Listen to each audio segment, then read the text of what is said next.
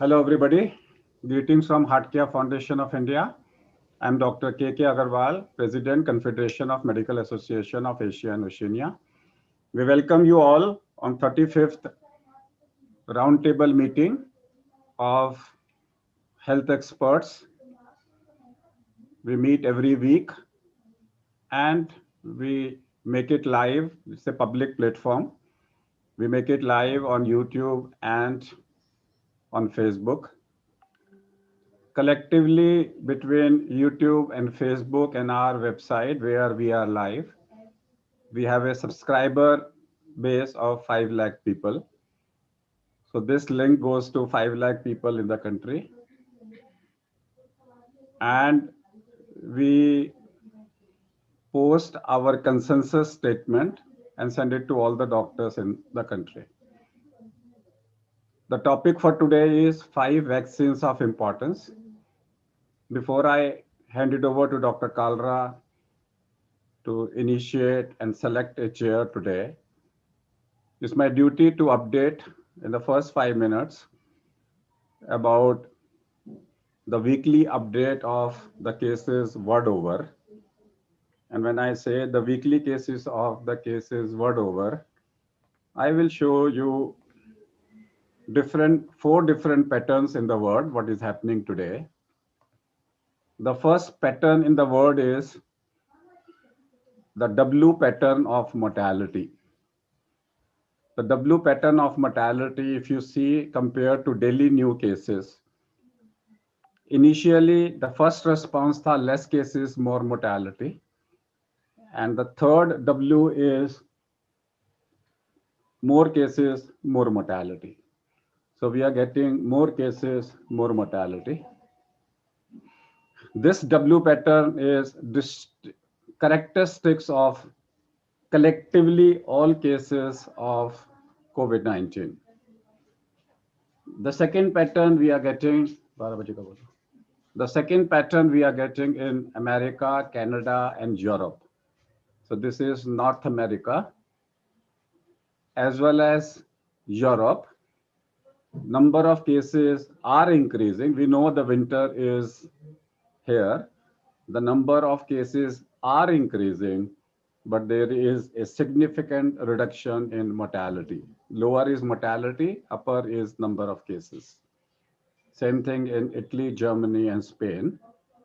So first pattern, we have seen a W pattern. This pattern we are seeing is that the mortality is reducing with the rising cases. So there is a significant reduction in mortality. The third pattern we are seeing is in Russia, India, Bangladesh, Pakistan, all Asian countries. The third pattern we are seeing is the mortality is dependent on number of cases. Same graph, left is number of cases, right is death. The graph is similar. Less cases, less death, more cases, more death. Same pattern we are getting it in India. Same pattern we are getting it in Brazil. Same pattern we are getting it in Bangladesh, Pakistan, Lanka, Iran, Iraq, Saudi Arabia, Africa, Morocco, Egypt, South Korea, Thailand, Malaysia, Indonesia. Now, this is the graph which is responsible for the rising cases in the W pattern in the world, because majority of the countries, mortality is dependent on the number of cases. So mortality is fixed. The next pattern, we are seeing them in Taiwan, Hong Kong, China, and they have been able to, and New Zealand, they have been able to substantially manage their mortality to near zero. So these are the patterns I wanted to share. So we are getting four patterns in the society. Pattern one we are getting is a W pattern of mortality. Less cases, more mortality. Now more cases, more mortality. Second pattern, we are getting them in Europe and in Canada and in America. Number of cases are increasing, but mortality is reducing. Third pattern, we are seeing them in India, Brazil, Pakistan, Bangladesh, Malaysia, Saudi Arabian countries. More the cases, more the mortality pattern is fixed, the mortality rate is fixed as a country as a whole. And the fourth, we are seeing them in some of the countries, which are Mongolian countries, where Chinese population is more. We are saying they have been able to substantially control their mortality to practically nil. I interacted with yesterday with the क्या नाम था madam का संचिता Dr. Renu Saxena, a former professor of hematology at AIMS, that why mortality in Singapore and related countries is low. One of the reasons was they don't have hypercoagulable society because their acquired protein C protein S deficiency is very, very low. So one factor we have been able to get, apart, there are multiple factors. We are going on adding on the factors. But here my idea was, before we start to the topic of the day, was to just share what is happening in the world. Over to you, Dr. Kalra. Thank you, sir. I welcome all the health experts participating today in this roundtable meeting. As already informed, the topic is the 5 vaccines in the most advanced stages likely to be developed very soon in India. And even almost 3 weeks back, also Dr. Agarwal said, now there is going to be a vaccine war. Because once the one company announced its efficacy around 99, more than 90%, within a gap of few days up to week, 3-4 companies have come out with their efficacy rates all varying from 90 to 95%. So now it will be when actually it appears by the end of this year, few vaccines may come for distribution. So it will be a real challenge for the people to decide which vaccine is best for me. To discuss these vaccines which are in advanced stage and how public will decide and what are the other things to be seen before a vaccine is launched for distribution and administration to the public. We'll be discussing this today. Now, with this initial remarks, I hand over to Dr. K.K. Agarwal to start the discussion. Thank you. I'll take a 10 minutes of discussion, then it will be open for everybody to interact. I had taken one full discussion in the past on vaccine. And now this update is based on my 2 interactions on my 7 o'clock Med Talks with Dr. K.K. Agarwal show with Dr. Ganguly and Dr. N.K. Arora. I had one full 1-hour discussions on that particular show. And also based on what is happening to various vaccines in the world. Just to give an intro, there are 2 types of vaccines. One vaccine is using the protein. The virus has more than 100 proteins. More than 32 have been identified with their roles, 32. And the protein can be a structural protein and can be a non-structural protein. That is called NSP and SP.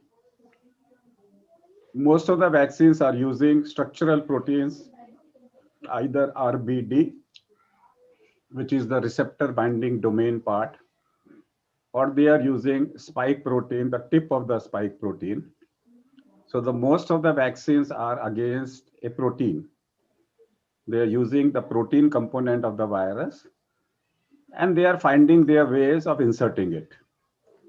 How to insert that virus using a vector, using a nanoparticle, using a lipid, using an adjuvant, whatever may be the technique. So one way is to use a protein of the virus, which is immunogenic, which causes reaction in the body. And this protein, when they inject, does not require a cold chain because it is only containing a protein. So all these vaccines which are based on protein will not require a stringent cold chain. Stringent cold chain means -70, -80. So one way to differentiate, specifically if we are appearing in the media, the one thing to say is it protein based? It is a non-protein based. Protein based, no cold chain is required. Up till now, all the vaccines which have been used in human have been, most of them have been based on protein based.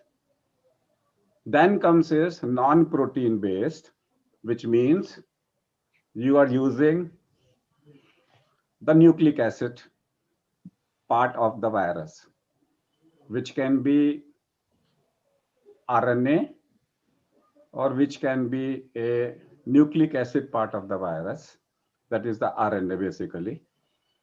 Now, anything where you are using a RNA of the virus, which is the nuclear part of the virus, it will require -70, -80, minus whatever numbers. They may vary, but they will require a cold chain. Up till now, these vaccines, which are based on the nucleic acid, they are only being used in tumor vaccines. All tumor vaccines are based on RNA or DNA. In India, we have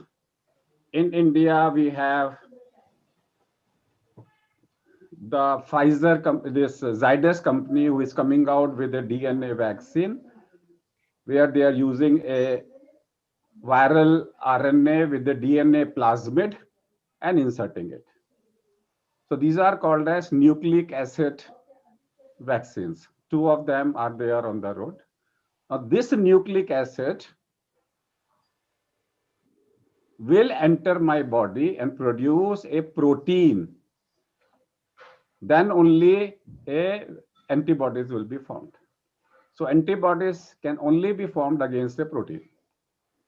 So this is one basic principle we learn in undergraduate, that you cannot be allergic to a non-protein segment. Somebody says, "मेरे को allergy हो रही है," so you cannot be allergic to a carbohydrate or a fat. You can only be allergic to a protein. Only protein can be immunogenic is a fundamental principle. Therefore, nucleic acid to protein nahi hai. So it has to first convert it into manufacture protein, and then antibodies are formed. So therefore, these nucleic acids are synthetic nucleic acids, which comes in the body, produces a protein, and then body produces antibodies against proteins. With this, I will start discussing the 5 vaccines which are under subject. So let's say these are the 5 vaccines.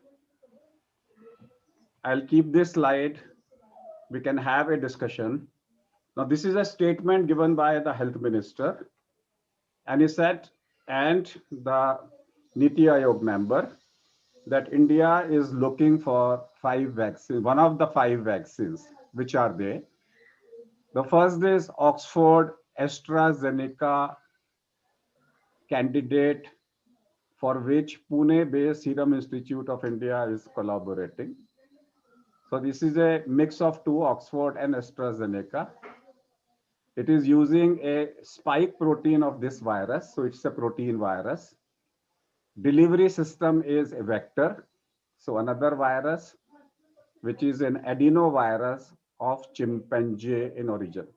So you are using a vehicle, adenovirus, it enters the body. Adenovirus of chimpanzee does not cause disease in human. So therefore, virus get destroyed, proteins get delivered, you develop antibodies. And these antibodies will have the same immunogenic reaction. The first response will be interferon 1 alpha. Second response will be cellular response. And third response will be IgM and IgG response. Once the IgG is formed, based on the Fc receptors of IgG, this will be acting in the body for how long, we don't know. So Oxford AstraZeneca candidate, because it is manufactured in India, a particular number has been agreed by the Oxford and AstraZeneca that Serum Institute will be supplying it for Indian population. That means a number of doses have been fixed for India if the virus is cleared by the DCGI. So this will be available to India. Now, when there will be an agreement with Indian government will cap the price for the government purchase. To compensate for that, they will be allowed to market it in India in a private sector at a higher price. For example, if India purchases it from them at 100 rupees, in a private sector, it may cost 10 times the cost. So private sector will compensate for the cost of the vaccine subsidized for the government for poor people. We expect 50 crore vaccines to be available for the government. I'm not talking about the private sector. Government is now negotiating for 50 crore doses, which means 25 crore people, 2 doses. So India is now planning how to get 50 crore.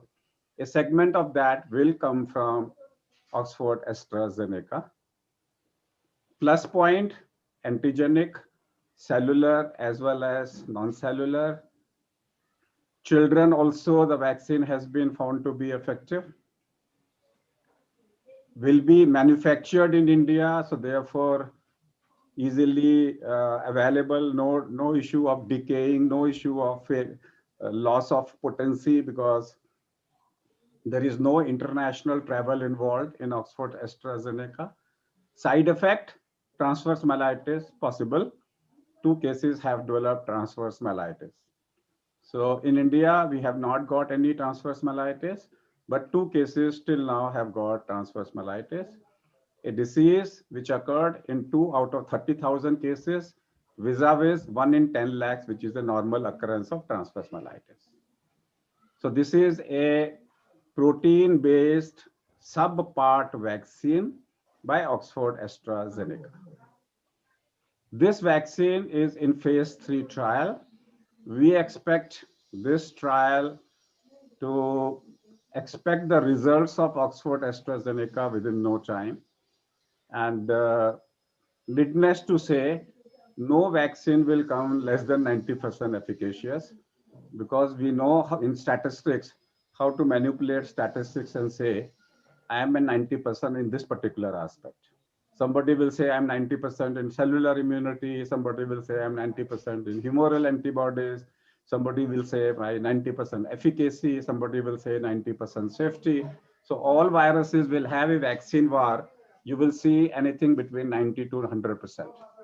Then comes this Bharat Biotech Covaxin killed vaccine based on the ancient homeopathic principle: take the virus, kill it, inject it.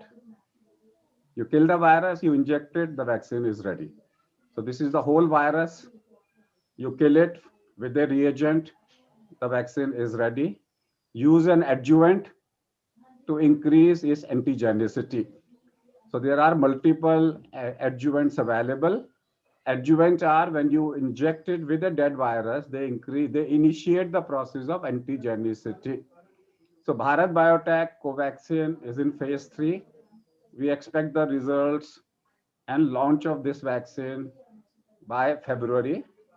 Yesterday, there was a big show where the health minister of Haryana was shown being given the Covaxin vaccine. But that was unnecessary because we don't know whether he was given a placebo or a vaccine. There was 50% chances he might have been given a placebo because this is a phase 3 trial. So Bharat Biotech Covaxin plus points are easily made, locally made. Number of doses will not be a problem in Bharat Biotech. The minus effect is efficacy, safety will be slightly higher because the virus is dead. But We don't know about its efficacy because dead viruses usually are less antigenic. Now imagine a situation in COVID-19, you have two phases. A patient who comes on 10th day and his virus is still positive, RT-PCR virus is still positive. We say that virus is non-replicative after 9 days. So all those cases who are virus positive on 10th day, but non-replicative actually is equivalent to a Covaxin vaccine. So time will tell us about its efficacy, but yes, government will rely a lot.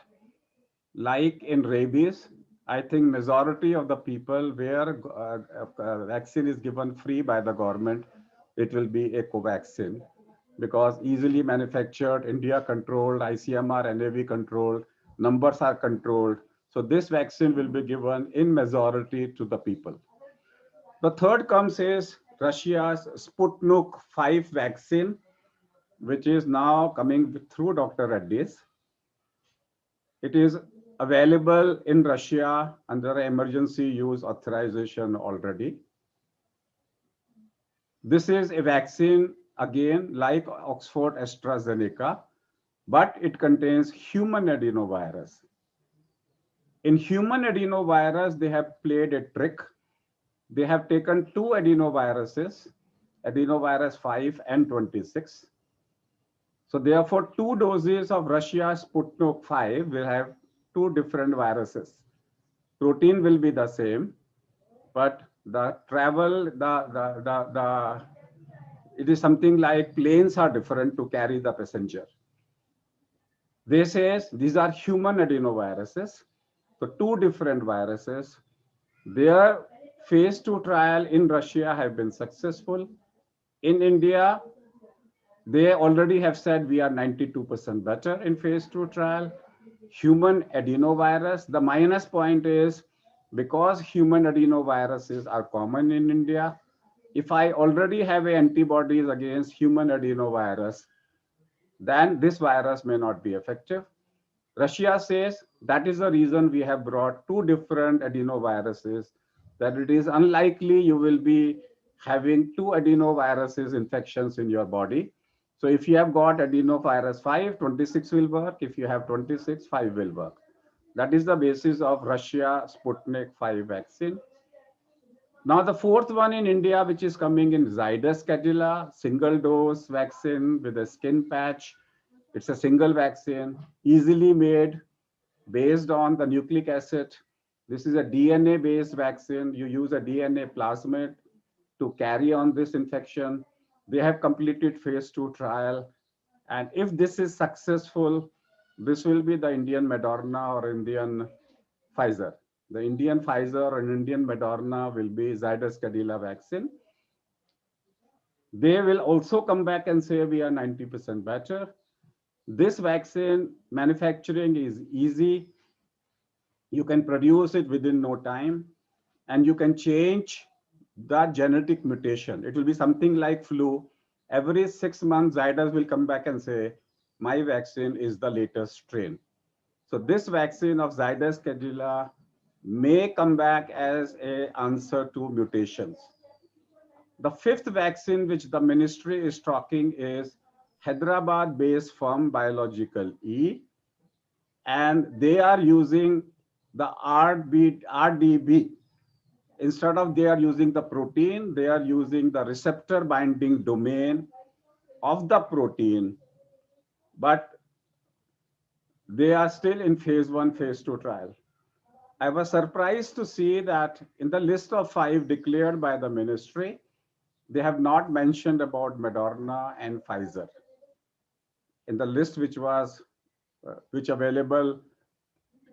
But I want to discuss both two also, because Moderna and Pfizer will be launched in India through the private sector, whether government acquires them or not, because everybody will be free to import them. People can also import on their personal names. So those two vaccines will also come. Both of them again are a nucleic acid based vaccine, that is Pfizer and Moderna. Both of them will be more than 90% effective. They are synthetic vaccines. They produce protein in the body. Therefore, chances of side effects will be less. The chances of side effects will be less. The list of these five also does not mention Johnson and Johnson vaccine, which is also a vector-based vaccine. So my idea of today was, because the government official statement said that these are the five vaccines which will come first in India. So I thought of detailing them. India has already started giving orders for manufacture of the syringes, needles, bottles. So all those have been ordered, and the majority of the workload has gone to the BD syringes who are making them, to the Hindustan syringes who are working on them. So vials are being manufactured, syringes are being manufactured, the cold chains are being set up. So all those parallel activities are being set up. Now, yesterday night, Pfizer has asked for emergency use authorization in USA based on their phase 3 part 2 trial, where they have shown 95% efficacy. I think in the next, today is Saturday, Sunday, they will be closed. So I think in the next week, we expect USA to give emergency use authorization to Pfizer vaccine. And that vaccine will be available in the US. Okay. And that vaccine can be imported by people under the Indian government if you want to use it personally. And that vaccine now has become a reality. It will be the first vaccine to be approved with a full-fledged phase 3 trial. Up till now, all the vaccines which have been launched in US, in China and Russia had been after phase 2 trial. Over to you, Dr. Kalra. Kindly choose a chairperson and then we do it.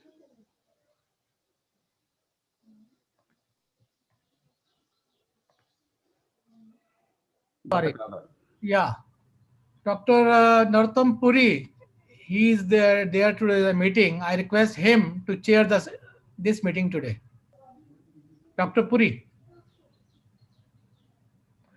unmute yourself, sir. You are muted. Yeah. Thank you very much. I'm sorry I have not been able to attend because of certain personal tragedies in the family. I would like to say, I would like to salute Dr. K.K. Agarwal once again. My morning is never complete without reading the two mails that I get. Whether or not I see the newspaper, I always read that. I think you're doing a wonderful service for the community at large. And these sessions too are very informative for those who attend it from time to time. I have been a party to it, and I'm grateful for the knowledge that one gleans out of these. I'm quite sure that all who are participating in this feel is exactly the same way. For today's discussion, I had just typed out that I wanted to make a comment and ask a few questions. Some of the queries that are there in the minds of people have already been clarified by Dr. as well. There are a couple of points that I thought that were worth discussing. One was the question of the efficacy being affected because of the cold chain. We have records available with us that in India, 25% of vaccines got degraded when they were actually inserted into the population based. And we can't really afford that because we will believe that we've given the vaccination, but the person would not have got the immunity and will continue to remain infective. Dr. Sunila Garg has joined, and she's an authority on this. Therefore, it is unfair on my part to continue to speak too much. But I had a couple of questions. Now, this Sputnik vaccine, it mentions a very peculiar temperature, which I have never at least read about. That's minus 18 degrees. 70 to 80 degrees for Pfizer. The same was supposed to be for Moderna, but then they came up with the explanation that no, it can be stored at 2 to 8 degrees. And in fact, if you open it, and it can remain stable for 12 hours at room temperature. That room temperature obviously will be the room temperature in US, probably not in India. But the fact of the matter is there is some confusion about it. So if somebody has explanation for this minus 18 degrees and the explanation for what is the current state as far as Moderna is concerned, that will be useful to know. The second thing is the fact that Dr. Sunila Garg, in one of the sessions that we were having in a different forum, mentioned that all these vaccines are going to be multi-dose vials. Now, if they are going to be multi-dose vials, the chances of uh, these vials, their disposal, the syringe disposal, the needle being cut and disposed, actually increases the problem of the in India. Therefore, is it a possibility that over a period of time, these vaccines are available in a pre-filled form, like you have the influenza vaccine available today, and the syringe and the needle are attached, they can be disposed of far more easily. And last but not the least, I think Dr. K.K. Agarwal is right that for India, from the perspective of the government's thinking, one can't fault them for taking a vaccine that will be easily available in India, that will be storable at the conventional -8 degree temperature, and that is easily transportable. And whenever you want, you can increase or decrease the number of manufacturing. Therefore, not having Moderna and Pfizer in their list of the five, as Dr. Agarwal mentions, is probably explained. I will stop here, and I'll seek the answers to some of the queries that I've put and welcome thoughts of all the participants. First of all, Dr. Sunila.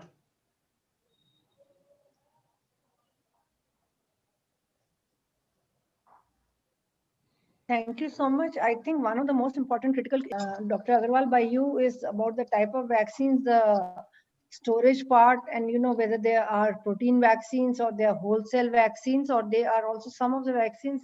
Still, what we are using are the repurposed vaccines, which people are preferring because of myths and misconceptions which are associated with the different types of vaccine. Now, when you talked about Pfizer vaccine as an option and it will be available, -70 degrees centigrade is a biggest point of concern, because in India, we do not have a storage of that type, because we are storing all the vaccines at -15 to -25 degrees centigrade, including our cold storage facilities and all that. So that is one thing which we need to look at.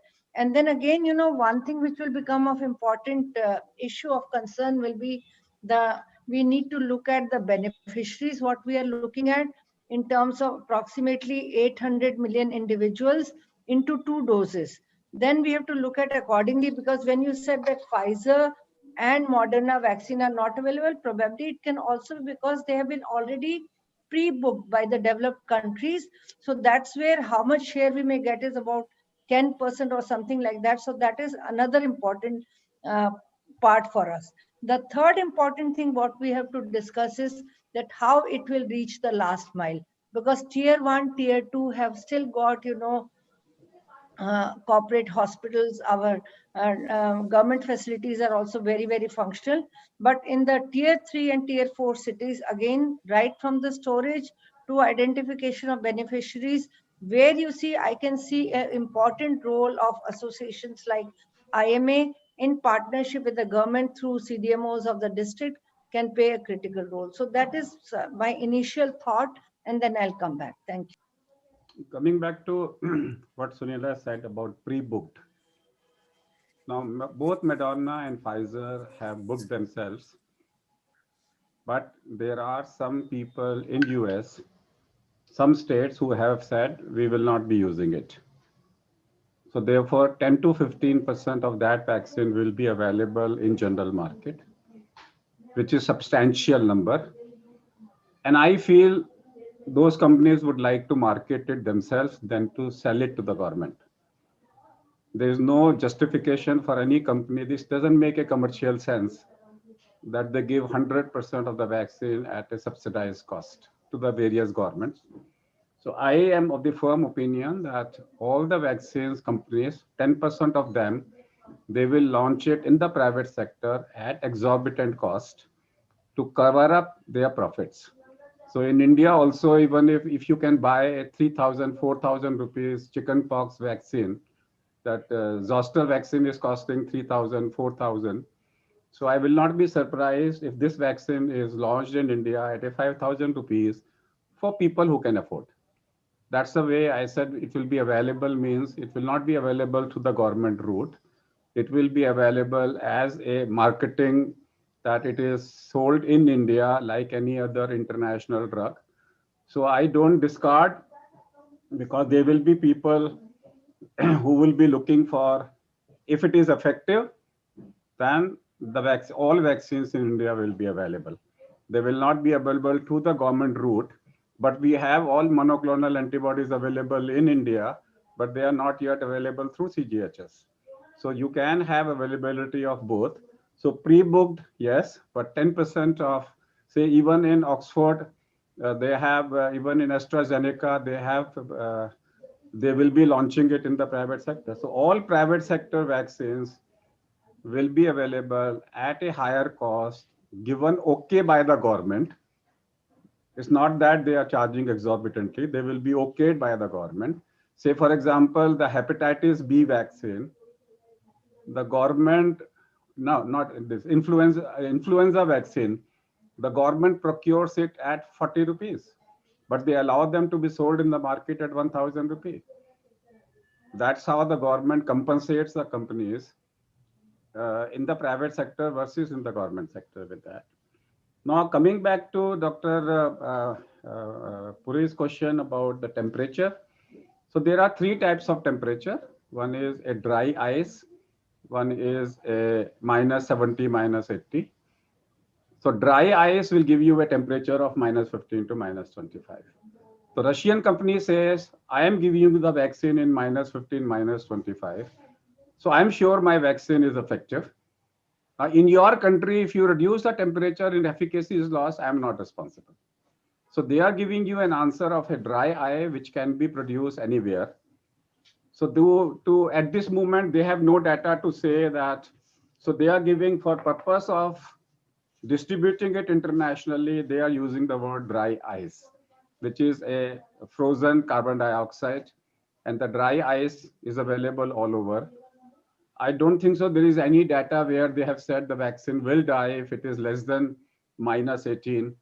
They have not made it, but they only have said we have a distribution network with a temperature of -18, which is dry ice. Dry ice everywhere. Even these, most of the samples we send by laboratory, some people come back using the dry ice with that. The third thing which came was, the one thing which I have not covered is disease enhancement and adverse events of special interest. So we must remember two things. Now, I asked this question to Dr. Ganguly, which vaccine you will take as on today? Then I asked this question to Dr. N.K. Arora. Both of them are experts, and I asked them, which vaccine you will use it today? I asked the same question to Dr. Shiv Sarin, who is in the COVID task force in Delhi. Which vaccine you will use as on today? All three of them were non-committed. I used the same question to Dr. the immediate past president of World Medical Association, Dr. Miguel from Brazil, non-committed. So as on today, on this date, at this particular time, nobody can say, I'm going to use this particular vaccine. The expert, I'm talking about the experts. So when I ask them, why not? What are you looking for in the safety profile? One they are talking about is adverse events of special interest. These are like multiple sclerosis, like you have autism, like transverse myelitis, like Guillain-Barré. So everybody is looking for 3 months data on adverse events of special interest. There are common adverse events, fever, flu-like symptoms, body ache, fever, muscle ache, they are not. Now these are called as adverse events of special interest. So everybody is talking about, give me your data of adverse event of special interest.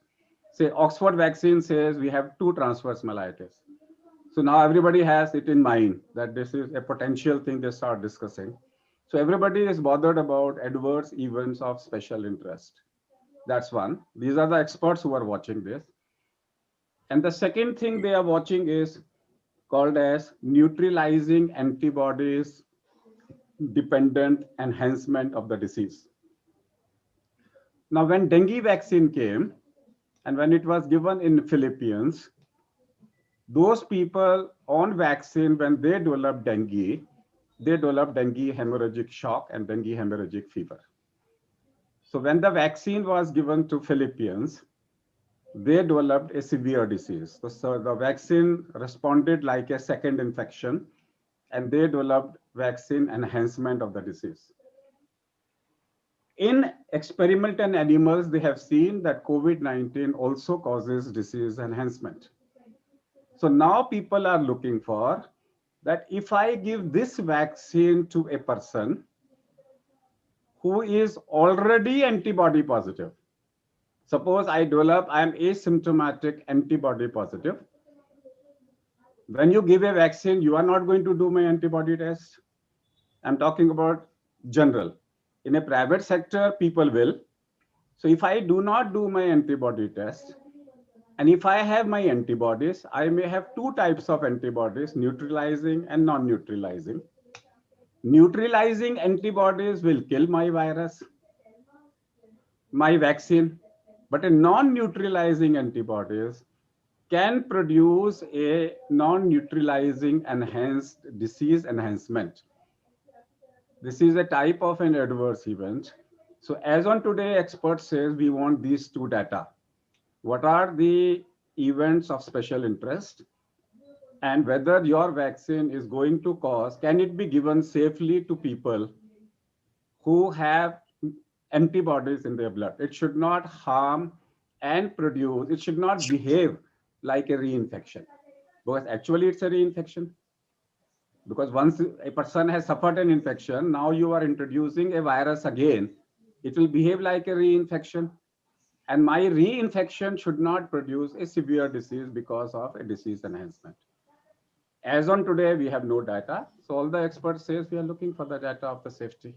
So when we talk about safety, we talk about 2 things: diseases of special interest and whether this virus will cause disease enhancement or not. If it happens to be given to a person who already has existing antibodies, and that antibodies, if it happens to be a non-neutralizing antibodies. Dr. Puri. Thank you very much. That explains quite a bit. A little bit about, I think, 2 points. One is you talked about the Zydus Cadila, that this is a single use vaccine and that it is a skin patch rather than an intramuscular injection. I had also read about 2 vaccines which are nasal vaccines. One by St. Louis in St. Louis, USA, and the other in India. Any light that can be thrown on these 2 questions? First of all, about that skin patch thing, because if it is a non-injectable vaccine, and as you mentioned that this vaccine is also likely to continue to be upgraded as far as the mutation is concerned, then this seems to be a very, very easy to use kind of a vaccine. You just apply a skin patch. It is also going to be more acceptable because everybody's afraid of a prick. So, any comments on that and also on the nasal vaccines? As far as nasal vaccine is concerned, there are two vaccines which are coming in nasal. One of them is coming is University of Hong Kong and Xiamen University. They are based on their earlier flu vaccine on a nasal spray.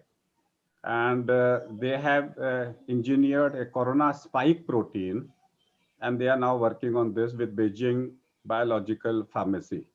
The trial is still in phase 1. In India also, I think which company is making nasal vaccine? I think Serum Institute is only working for a nasal vaccine. Nasal vaccine is working on the phenomena that it will bypass all the structures and will be directly be acting at a nasal level. All nasal vaccines in respiratory diseases uh, has been successful. So I was reading a article which said that the phase 3 of the vaccines will be the most effective. That means phase 1 vaccines will be like Jugadu vaccine, jaldi jaldi lekar aao. But the vaccines which will come back 2 years from now will be the real good vaccines who will be containing the most antigenic part of the virus with the least side effects. So nasal vaccine also are in a primitive stages as on today. Now coming back to Zydus vaccine, uh, this is a DNA-based vaccine delivered by a skin patch. They launched they have started their phase 3 trial in December. And this is the only information I get it. And when I say skin patch means there are small needles in the patch and it gets inserted there. It is a single dose vaccine. That's the only information I have as far as the preparation is concerned. So if I read the New York Times vaccine tracker, this is updated November 6. Just hold on. If I say, this is Zydus. Yes, this is updated on November 6. It says it has started planning of the third phase. It's a DNA-based vaccine delivered by a skin patch. When we say DNA-based vaccine, it uses a DNA plasmid, and DNA plasmid is easily made, and they're using a genetic material to be inserted. I have no further answer about the skin patch technology. Dr. Puri, can I pitch in? Arun Agarwal. Hi, Arun. Welcome. Thank you, sir. I think last 45 minutes or little more than that has been very informative, and we have been discussing about vaccines for last couple of months. But Dr. K.K. Agarwal, today's discussion has given me a very clear-cut pathway where we are. So thanks to you and thanks to my other experts. Well, technically, a lot of experts are working on 5 vaccines and other kind of vaccines.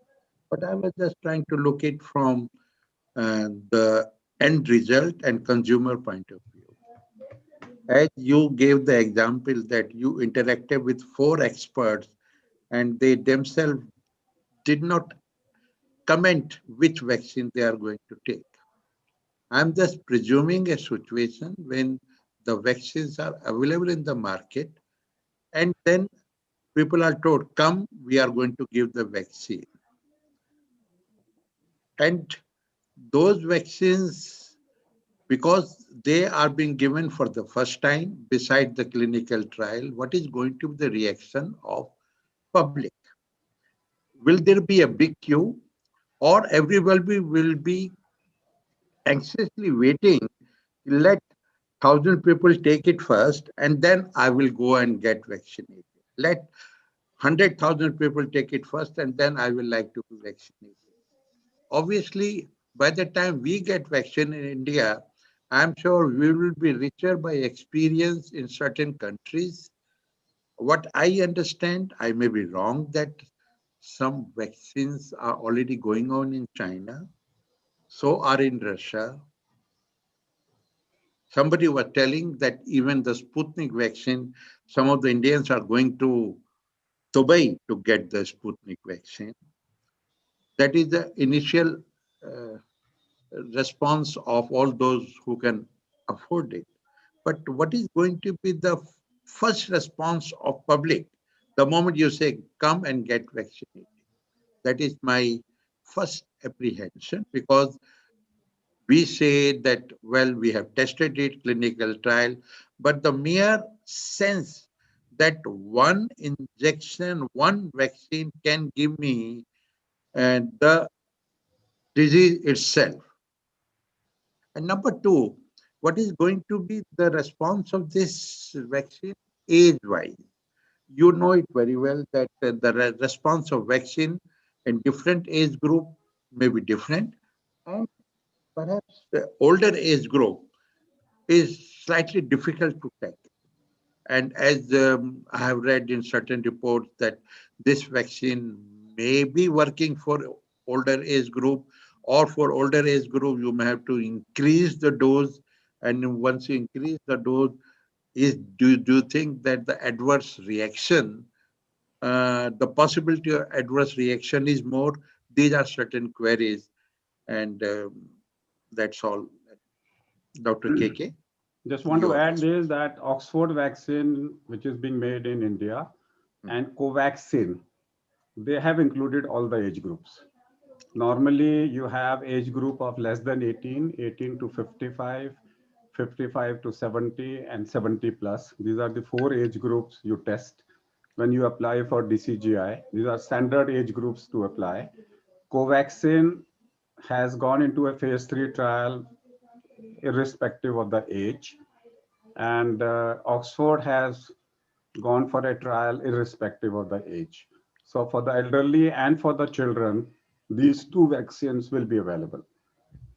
We But, might one the other government, ask Dr. Suresh Mittal for his comment.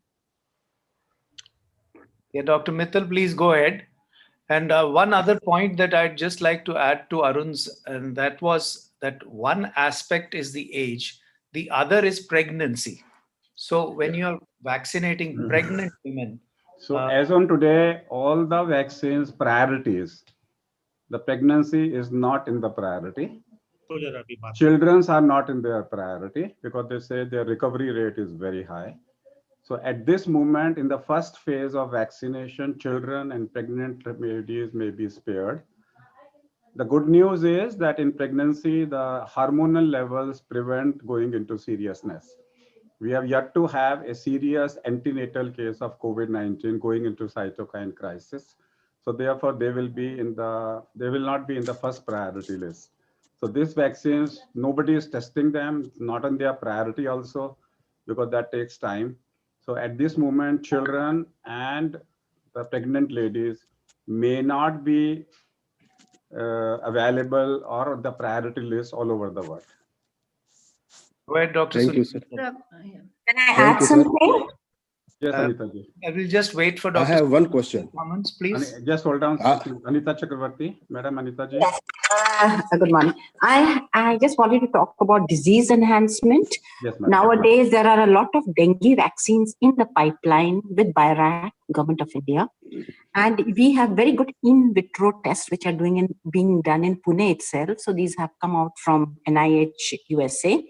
So probably this disease enhancement test will be done in vitro viro cell lines which are mutated. So by that you come to know if there is going to be any ADCC or cytokine storming. So probably it is being done somewhere.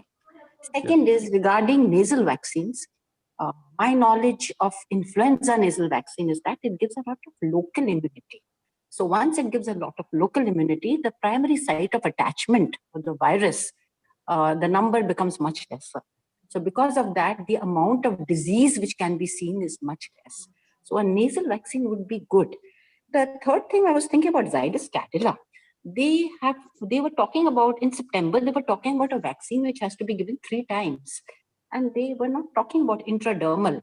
So has there been a change in this DNA-based vaccine? I'm not very clear I'll about check that. it up just now. But regarding the madam, what she said about disease enhancement, recently now all the governments in the world have directed all the manufacturers after their vaccine is ready to give this vaccine to their mice and then inject them a virus to see whether they produce a disease enhancement or not. So all the companies are now supposed to declare that they have, after preparation of the virus, they have done animal studies to say that in animals, disease enhancement does not come. That has been added in the requirements of vaccine, that before they are given okay, they have to produce the data, but disease enhancement does not occur in the mice. Regarding Zydus, I'll check it up, madam. In the meantime, yes.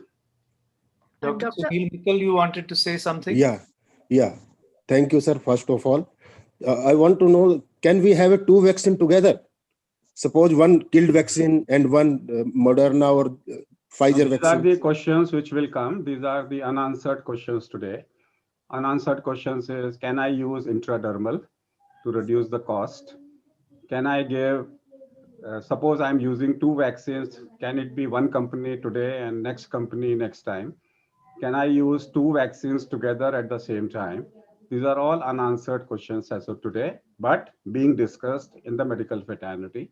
Say, for example, you have a rabies vaccine. You say one company first injection, second company second injection. They have been proven to be effective. Rabies vaccine and flu vaccine intradermal has been effective. So these are the questions which will come back in phase 2 when we have more data available. But yes, there will be these types of instances. Suppose you have one vaccine, you have failed. Now, another thing will come is, how do I check my vaccine efficacy? How do I check clinically that my vaccine is effective? Those testing also needs to be standardized. Am I using the same SNN IgG antibodies which I'm doing it? So those parameters will come over a period of time. Thank you, sir. So KK, let me ask you a question. The Yes. same question that you put to some of the experts. Two questions. If you were to choose a vaccine to take tomorrow, which one will you take? So one Number of my very close known to one of my Dr. Pure. No, listen to my second question. Before you take the whichever you decide to, will you get your antibodies done, IgG and IgM? 100%, no question of not doing antibodies. No question. A person who, as a doctor, you are, say, even if for hepatitis B, you're not supposed to take it without doing an antibody test. You may be already immune for that. So there is no question of not doing an antibodies test. At the moment, I'm looking for which antibodies test, I don't know. But Dr. Agarwal, our program does not recommend that. Sunalaji, private sector is different from the program. No. Program is made for the masses. See, when I was a part of the ministry, health, I'm talking about way back, 20 years back in the health ministry, we recommended that first blood pressure should be checked at 4 years. It was rejected. Country can't afford it. Therefore, we cannot recommend it. So when you talk about the program, you have to see universal thing. Today, we are discussing both private sector as well as non-private sector. Yeah, that's what I'm coming to that. Now the government is on from, they are quite hopeful that in first quarter, we will be starting with the immunization. And as I said, that approximately the number of beneficiaries have been worked out to be 800. Now we also need to discuss about that, how the private and public partners come together. We cannot go in the election mode like we went for pulse polio immunization, because this vaccine is different. So we need to look at that how the site of the vaccine should be, how we need to look at, addressing the adverse effects over that side. So personally, I'm of the opinion that basically we must have skilled manpower to give this vaccine. It cannot be, we cannot rely on ASHA. Yes, I agree. I have not discussed the point of adult vaccination versus the pediatric vaccination, because adult vaccination, we don't have a skilled manpower. I agree with you. You require. I'm coming to that answer only. I'm coming to that answer only. So please, a month because back, the time is less, you must answer which vaccine are you going to take. So two things. I am interested. I'm getting deeper and deeper into vaccine because one of my close known to ask me this question, that I have been offered all the vaccine manufactured in India by their manufacturers. Whichever vaccine you want, I will give it to you tomorrow. So he asked me this question that I have an access to all the vaccines. Now you tell me which one I should take. Then he asked me which one you should take. Since then, I'm working on this answer. Okay. So I was in favor of Oxford vaccine till I got 2 cases of transverse myelitis. So therefore, I started studying about transverse myelitis, went deep into it. And then I found that chimpanzee adenovirus also causes transverse myelitis. Then I found out that this coronavirus also causes transverse myelitis. So, so therefore, one possibility is transverse myelitis there with the adenovirus vaccine. Then I started talking about myself is the Moderna vaccine and Johnson & Johnson vaccine.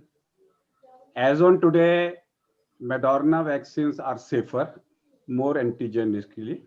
They are safer. They will be a best bet as on today will be a nucleic acid based vaccines because they are less, because they are producing antibodies in the body.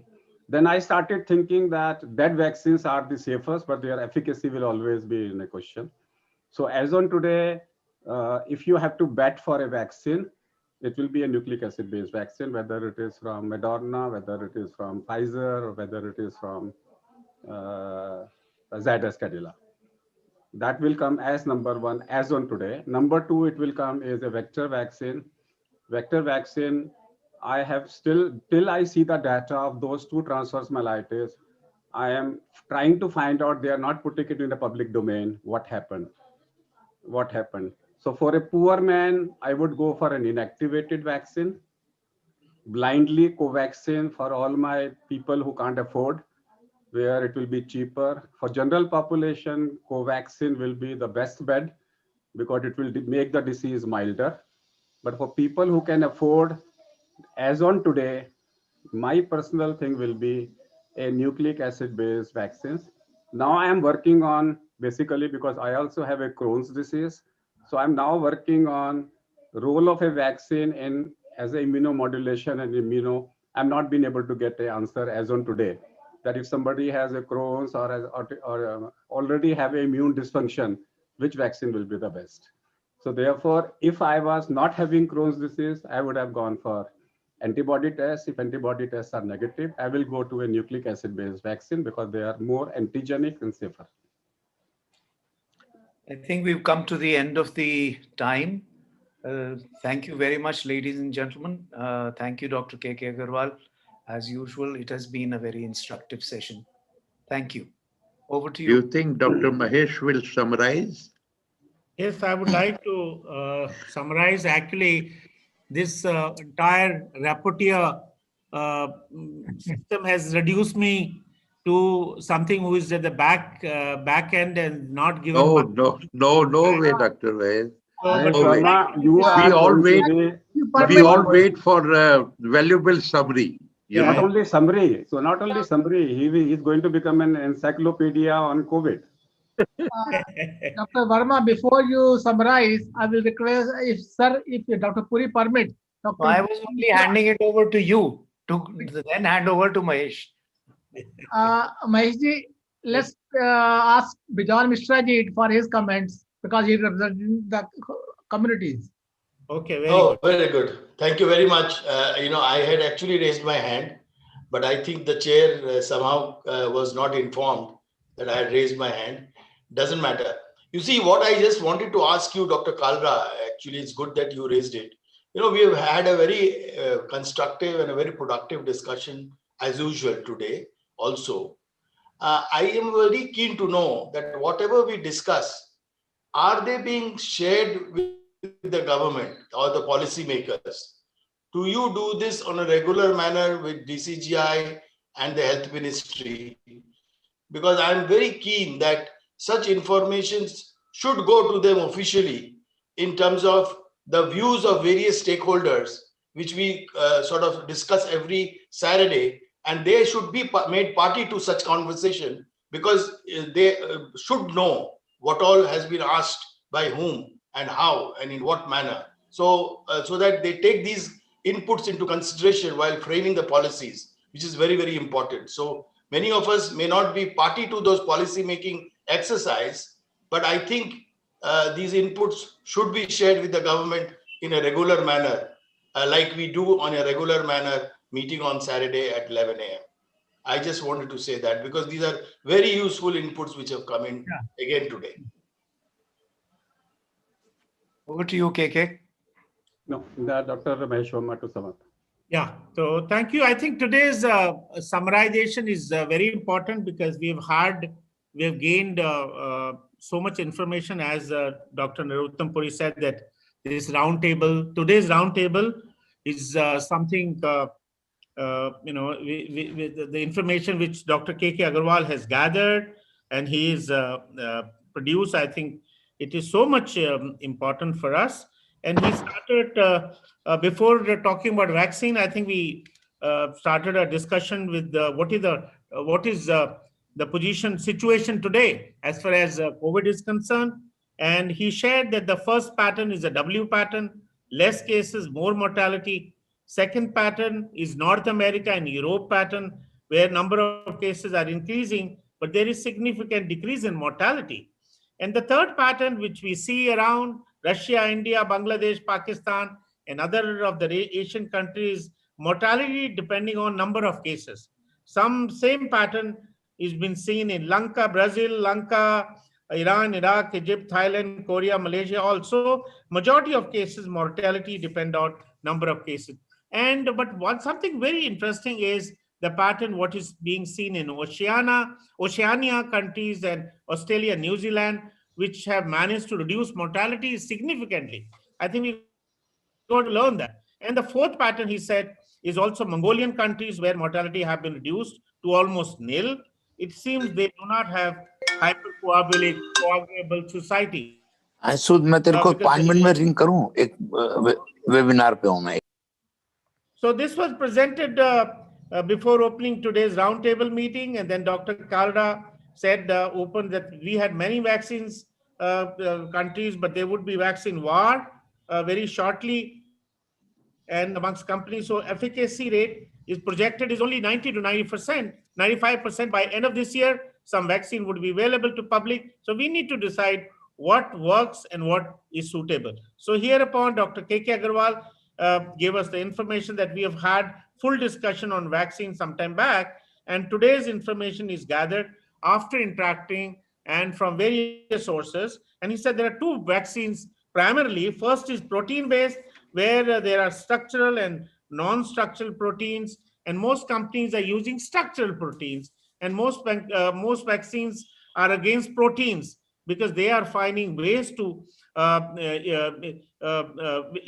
insert it via vector. That could be a nanoparticle, it could be adjuvant, it could be lipid, etc. So this protein, when injected, do not require stringent cold chain. So this is something very nice. He also said that this is one of the differentiation, that all these protein-based vaccines do not require cold chain. Up till now, all vaccines are protein-based. The second type of vaccines are non-protein, that is, we use RNA. That means we use nucleic acid as part of the virus. When nucleic part is required, it requires cold chain. So all those vaccines where stringent cold chain is required, minus 70 to minus 80 degrees Celsius, are the nucleic acid vaccines. So up till now, RNA, DNA vaccines used for tumors.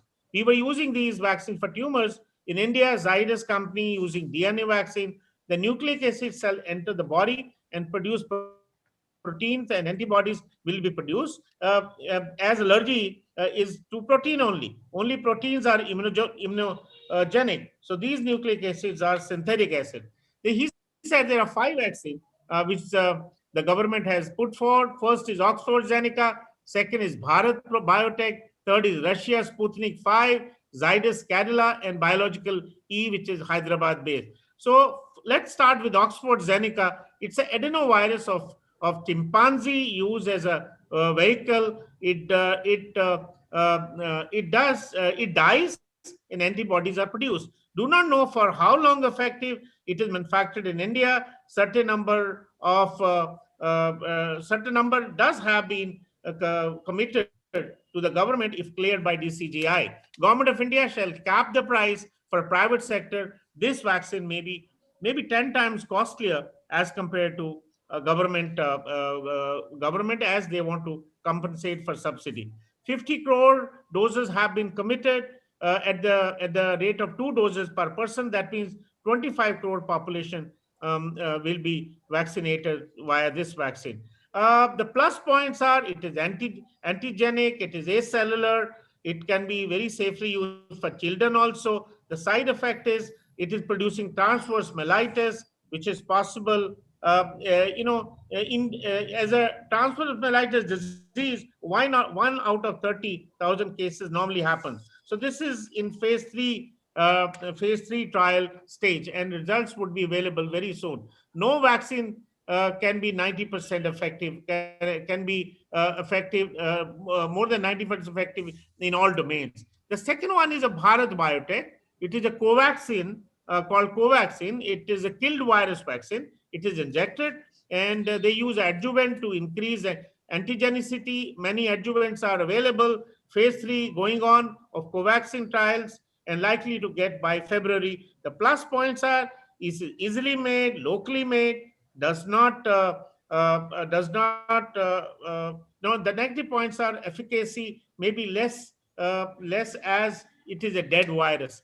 There has been less antigenicity. So all the patients who have virus not replicating after 10 days may be equal to like having a Covaxin. I think it's very eye-opening that all those people who become okay after 10 days, they have virus in their body, well, whether it will be equal to having a Covaxin vaccine. The third one is a Russia Sputnik 5 under Dr. Reddy's lab here, like Oxford Zeneca, but they use a human adenovirus.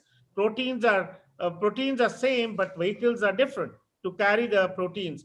92% effective in Indian trials. If one already has antibodies, again, adenovirus in body won't be effective. The fifth one is a Zydus Cadila, which is a single dose patch type, DNA based, easily made. Phase 2 trials over, and it will be like in India, it will be like India Moderna. And the positive thing is the best part of this vaccine, I feel, it can be produced in no time and can change as per mutation. I think we did not discuss it, that the best part is that as the virus mutates, this vaccine can be accordingly modified. The fifth one is Hyderabad-based biological E vaccine using the receptor binding domain of the proteins. Moderna and Pfizer will be launched in India under private sector. Both will be almost 90% effective. Chances of side effects will be less. Johnson & Johnson is also vector-based vaccine, but is not in the list of 5. Government has already ordered the consumables like vials, syringes, cold chain setup simultaneously. Yesterday, Pfizer has asked for emergency use in USA based on their phase 3 trials. It would be available in US and could be imported. First vaccine shall be launched with full phase 3 trials. Dr. Narottam Puri came in here and he appreciated the wonderful community work done by Dr. K.K. Agarwal. Great forum for gaining knowledge. The first point was efficacy being affected due to cold chain. In India, it is known that almost 25% of the vaccine gets degraded because of the lack of cold chain. Sputnik vaccine mentions very peculiar temperatures as minus 18 degrees centigrade versus like 70 to 80 degree, minus 70 to 80 degree for Moderna. So it's very confusing. It needs clarification. The second point was, as all of these vaccines are likely to be multi-dose vaccine, so disposal of syringes, vials shall also be a big issue. It would be better if available in pre-filled form. It is better to avoid vaccine which requires stringent cold chain. So that was a advice. मैं आपको 10 minute में कर रहा हूँ. Dr. Sunil, Pfizer vaccine requires minus 70 degree is a huge challenge. We need to look at the beneficiaries in terms of two doses. Moderna and Pfizer are already pre-booked by countries. Another challenge is to reach the last mile. How do we reach the last mile? That was another question. Dr. K.K. Agarwal, pre-booking is done by a few states in US, and some states refuse to use it. So it will be eventually be commercialized, at least 10% of it at exorbitant price to cover their costs in private sector, like monoclonal bodies for COVID available in a country in a private sector.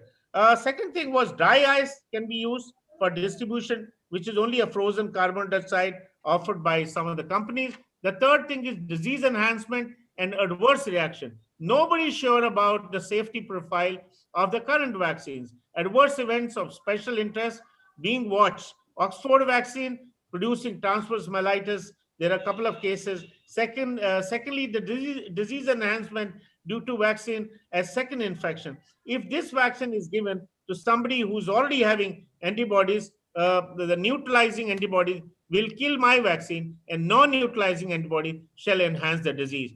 The date of this is being sought by companies. The data of this is being sought by different companies and stakeholders so that it does not akin to like second infection. Dr. Narottam Puri, similar to Zydus Cadila, skin patch. There could be nasal vaccine or there could be non-injection based vaccine shall be more acceptable. Dr. K.K. Agarwal, nasal vaccines are being brought by Hong Kong University in India. I think Serum Institute is also working on it. It will bypass all the structures. All the nasal vaccine for other diseases shall be effective, are being effective. The vaccine which shall be available after some time would be still better. Dr. K.K. Agarwal said that something which comes after 2 years from now will be much more refined and will be much better, as the one which is being marketed in the early days would be in a hurry. Zydus patch vaccine is patch with micro needles and is in this third phase. Dr. A.K. Agarwal, technically work is being done on many vaccines, but the end result is the focus for public, as it would be the first time. Will there be big queue, or people will wait till others are immunized? What shall be the first response of the public when available, as the vaccine itself can give infection? Response of vaccine will be different to different age groups. Maybe for old age groups, we need to increase the dosage. Dr. K.K. Agarwal, Covaxin or Oxford vaccine in India has included all age groups. Dr. Narottam Puri, what about pregnancy is also an issue. Dr. K.K. Agarwal, nobody is testing them and they are not on the priority list. Dr. Anita Chakravarti, for disease enhancement, in vitro testing is being done and nasal vaccine would be good. In September, Zydus was saying that they will have a 3-dose vaccine, whether they have changed their strategy. Dr. K.K. Agarwal, all companies are supposed to do animal studies to rule out any disease enhancement. Dr. Suresh Mittal, is it possible to have 2 vaccines together? Dr. K.K. Agarwal, there are unanswered questions but being discussed. Similarly, how do I test my vaccine efficacy? That's another question. Dr. Narottam Puri posed 2 questions to Dr. K.K. Agarwal. One, which vaccine he would choose. Second, whether you will get your antibodies tested before that. Dr. K.K. Agarwal does not know, but was favoring Oxford, but learned about cases of transverse myelitis. He doesn't know which one, but he was favoring Oxford. But antibody testing is a must.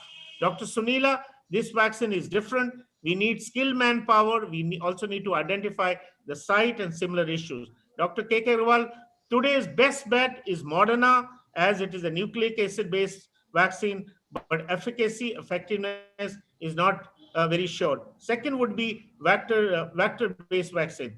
For general population, Covaxin will be better, as it will dilute the disease. Those who can afford nucleic acid-based vaccine will be the best, because it is better antigenic and it is much safer. Dr. Bejon Mishra, what we discussed is it being shared with the government or DCGI as views of various stakeholders, and it should be shared with them if possible regularly. Thank you. Dr. Kalra. Thank you, Varmaji, for such a illustrated your summary. I think before any approval will be given by the government for vaccines, government will ensure the vaccine they are approving, whether by emergency authorization or under regular approval, it will be safe. And people will be having some choice, but even before that, government will all take steps before it is approved. The safety is ensured by all the clinical trials before even finishing the studies. Till all the data is available, government may take some more time to approve the particular vaccine to be available. And maybe in the first phase, it will be under emergency authorization. Maybe the second phase, when more vaccines, the further vaccines as informed by Dr. K.K. Agarwal, they are under trial. They'll finish their phase 3 clinical trials, and they will be given approval as a regular process. And they will be probably having more probably safety, and people will be confident to use vaccines, whatever is approved by the government. I thanks all the participants and Dr. Puri for chairing this today's session. Thank you. See you again next week, same time, with some other interesting topic. Thank you. Dr. Kalra, kindly get the minutes made and send a copy to, start sending a copy to the ministry. Yeah, sure. Though we are sending it, but not officially. Let it be marked to the minister and everybody, as Dr. Bijonji has said. Thank you very much. Sure. Thank you very much. Thanks a lot. Thanks a lot.